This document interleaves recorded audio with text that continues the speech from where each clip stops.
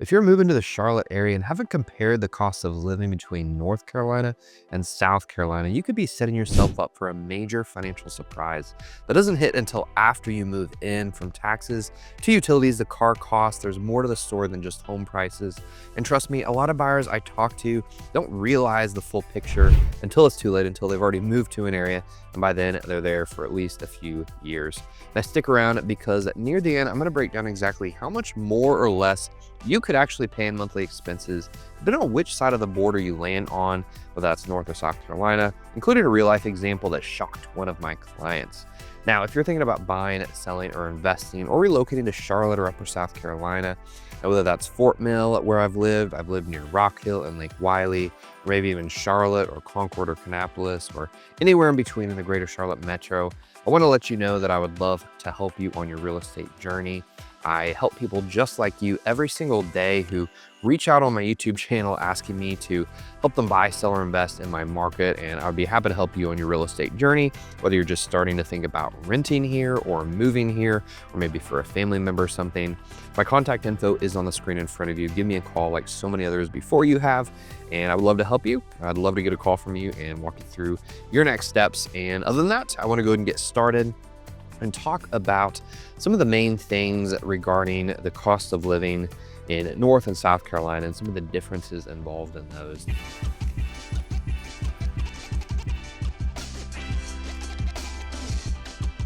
All right, now let's go ahead and talk about home prices and property taxes.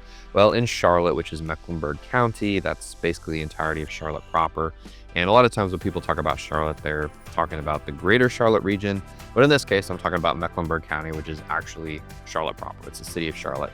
And in Charlotte, you have a slightly lower purchase price depending on where you're looking than South Carolina, but higher property tax rates. Whereas in Fort Mill, which is in York County, South Carolina, you do have higher home prices in certain areas, but much lower tax rates for a primary residence. Okay, so there are some differences, and Charlotte is such a big animal. Of course, there are spots in Charlotte that are cheaper than Fort Mill because Fort Mill is super popular because of the schools, the area, the lifestyle, the walkability, and all that good stuff. So you're kind of comparing apples to oranges a bit, but it is important to know that, taxes are a bit more friendly for primary residents in South Carolina or Fort Mill, for example. Now let's talk the actual percentage difference. Well, in North Carolina, you have a 0.73% rate, and in South Carolina, you have a 0.52% rate. And you might not seem like much. I mean, it's 0.21% difference, but that adds up over time, right? If you buy a home and live there for 5-10 years, you're talking tens of thousands, maybe even hundreds of thousands of dollars if you have a multi-million-dollar home, right? And I would also mention too that if you're looking for an investment property, it would be better to actually invest in North Carolina over South Carolina. You'd be shocked how many people I talk to that don't realize that the property taxes for an investment property in South Carolina are 3 times as much as they are for a primary residence in South Carolina. So it's a huge difference. South Carolina does not have the advantage here because the property taxes are so much more for a second home or investment property. Now, I would say that it is a possibility to get investment property in South Carolina if the numbers all make sense and it's a really good deal and the cash flow is still there, but just be aware that tax bill is a cash flow killer. Now, let's talk about vehicle registration taxes and insurance. Just a general overview. I'll give some more hard numbers later. Now, North Carolina, you do have an annual property tax on your car. This can surprise newcomers. It's not too bad, to be honest. I think it's usually less than those in South Carolina. I heard South Carolina's are a lot higher. We just moved from Charlotte to South Carolina, so we'll see this next year what the biggest difference is personally. But in South Carolina, it's a little bit different. It's more of a flat fee. You also have to pay for insurance, of course, as you do in both states. And it can be a major difference from what I've heard, the property taxes or personal property taxes on something like a boat or a car in South Carolina versus North Carolina. So be aware of that. South Carolina, generally speaking, depending on where you're at, is a little bit cheaper for car insurance. Depending on the zip code, of course, DMV experiences can vary. The Fort Mill DMV, for example, is a much better experience than I've had in the Charlotte DMVs when we used to live there. Yeah, I'll just leave that there because DMVs are just kind of a pain no matter where you go, but it can be a little bit different. So just be aware of that. Now let's talk utilities, power, water, and trash.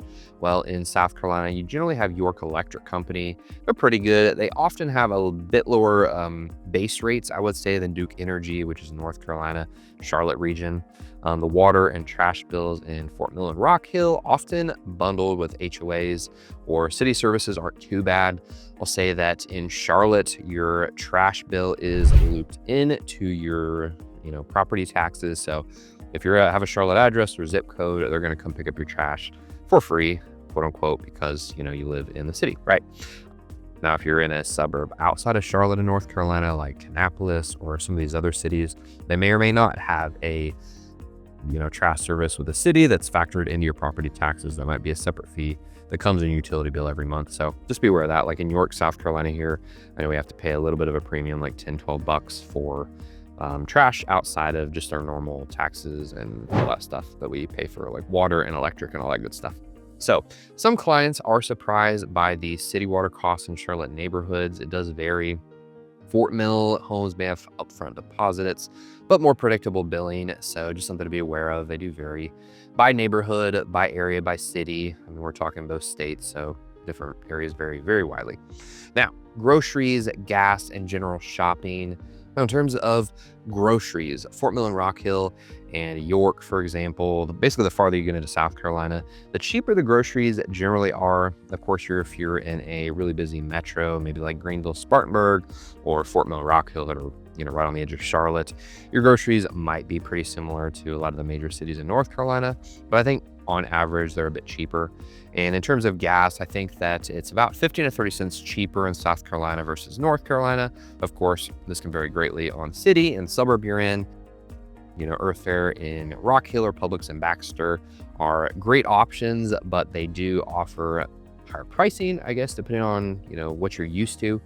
So just be aware of that. All right. Now, if you stick around a little bit longer, I just want to remind you that I'm going to reveal some actual numbers that I showed a client recently, which really impacted their decision to move to the Carolinas. Not in a bad way, but it just kind of gave them a real life idea of what they're going to spend, how much they're going to spend on all the different things and parts of, your expenses in daily life here in the Carolinas. So stick around to that. I'm going to give a few more topics and then we'll jump into that example, right?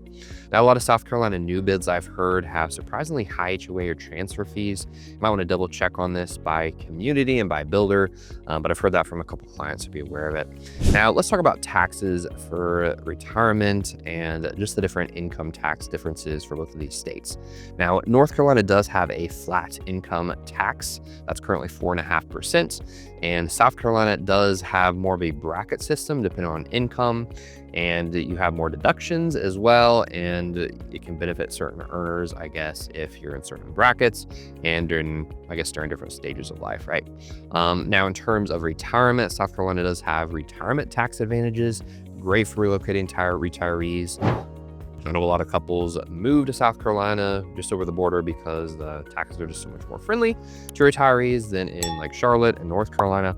So that's a really great bonus. And if you want more information on that, I can expound more if you give me a call, or maybe I will in a future video just about taxes. So let's talk about school district value versus the home cost. So in Fort Mill, for example, you have some of the most top-rated schools, but you're going to pay more for those zip codes for your house, obviously, because it's so popular. So many people are moving here. The demand is so high. Now, Charlotte has a wider range in quality. You have some really highly rated school districts, and you have some lower rated school districts. So just be aware of that going into it, and be careful of assumptions. Not all Fort Mill schools are equal, nor are all Charlotte schools bad. So definitely do research on schooldigger.com, niche.com, grayschools.org, I believe is the other one. They have some great information on different districts and schools and the ratings for each and kind of the guidelines for all that. Now, let's talk about this real life buying scenario and just talk about the different comparisons for all the things I just mentioned, some general expenses and ideas for utilities, home costs, insurance, taxes, all that stuff. I'm going to give an example of that I've written down here. So if I'm looking at my notes, don't be alarmed. I just want to make sure I get my numbers right. So for a $500,000 home in Charlotte versus a $500,000 home in Fort Mill, So your monthly mortgage obviously is the same because it's your mortgage. It doesn't really have anything to do with state by state, other than price differences here and there. But let's say you buy a $500,000 home in Charlotte versus a $500,000 home in Fort Mill, regardless of size and stuff. Your property taxes are going to be a bit higher in Charlotte by $160 on average. This isn't an exact example because different places have different stats and things, but generally speaking, I would say for a $500,000 home, you can expect about 160, maybe 200 bucks difference in property taxes. And of course that can add up over time quite a bit. Now, car taxes, utilities, and all that, Charlotte costs can also be about $250 to $300 a month more than in Fort Mill area. Of course, that might depend on the area, if you're in a higher HOA or whatnot. But if you multiply that by 5 years and factor in all that stuff, plus a few extra things like maybe groceries and different costs of living, depending on which city you're in, that can be about a $15,000 to $18,000 difference, which is huge over time.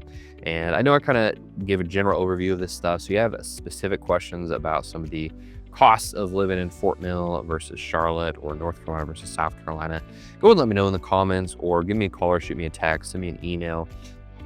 It's hard to cover every specific example and number in a 10-minute video, but yeah, if you have more questions, reach out. My number is on the screen right now. Give me a call. And if you have any real estate questions, regardless of what it might be, if you just want to know more about this area, more about what it's like to live in these states, maybe you have general questions about money, finance, real estate, anything in between, just reach out, give me a call. I have people like you texting me all the time about real estate, about money, finance, about the Carolinas, about what it's like to live here and commute here and work here and everything. So you won't surprise me by your question. Now, I know moving is a huge decision, so it's about feeling comfortable with the area you're moving to and happy in your next chapter. And this kind of breakdown is exactly what you need to just give you an idea what it's like to live here long term and save you thousands, hopefully, or at least have realistic expectations if you're moving to an area, what you can expect to pay for different parts of life living here in the Carolinas, right? Now, if you enjoyed this video, please go ahead and like it and subscribe to our channel for more content about the Carolinas, about money, finance, real estate, and everything in between. We talk about property tours, different cities and suburbs in Charlotte and the Carolinas, and we'd love to be your guides, regardless of where you're at, if you're on step 1 or 1,000 of your real estate journey. If you're buying in 1 day or 100 days, give us a call. We'd love to help guide you. Now, other than that, I hope you have a blessed day. Thank you so much for watching, and we'll see you in the next video, and hopefully show you around our town very soon.